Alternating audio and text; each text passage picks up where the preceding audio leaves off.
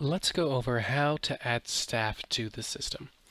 Let's take a look at our example here. We have Kathy the cashier, which we just recently added.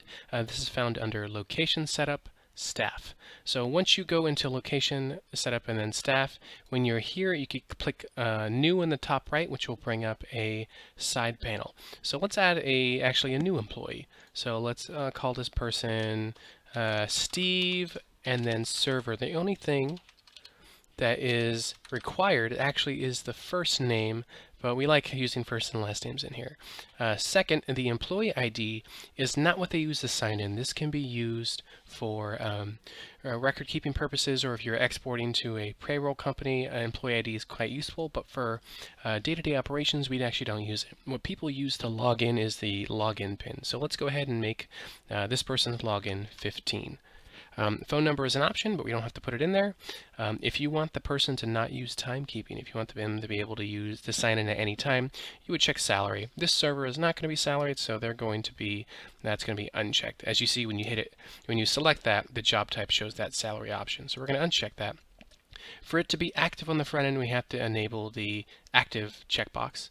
After that, we have to select a job type. For our server, we're going to use the server job type we made previously.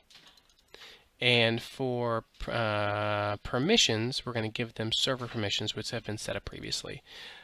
Also, as far as setting their pay rate, you have to set their regular and their overtime.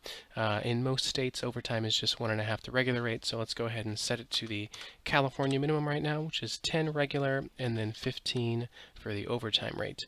Now, if you want to give a employee several job types, you would just add more job types here. So let's give them the cashier option as well. One thing to note is that even though they have multiple job types, their permissions in the system is governed by their permission setting on their job type. So if this person is going to have be able to sign in as multiple job types, you're going to have to set a permission which gives them access to the options you want to have each of those job types. Lastly, report access gives them access to the backend reports. For our demo site, we only have reports set up for the management, so for this employee, we're not going to have any report access set. So if you want this to be active on the front end, you first have to hit the floppy disk in the bottom right to save. And once that is saved, we have to go ahead and publish changes. On this particular demo, there's two different demo sites on the same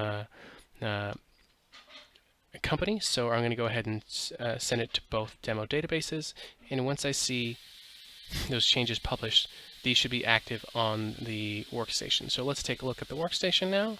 Let's bring up my iPad.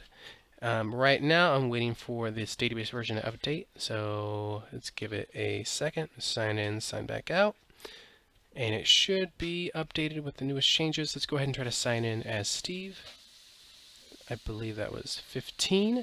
It's going to ask me to clock in, and it's going to ask me which job I want to sign in as. So let's sign in as a server. And you see that I am in operations now.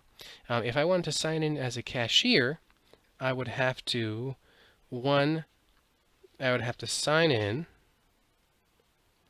and do a clock out, and then sign back in so I clock in for the other job type. There is no way to currently switch job types in the middle of a shift. So when you start a shift, you have a certain job type, and until you clock out and clock back in with another job.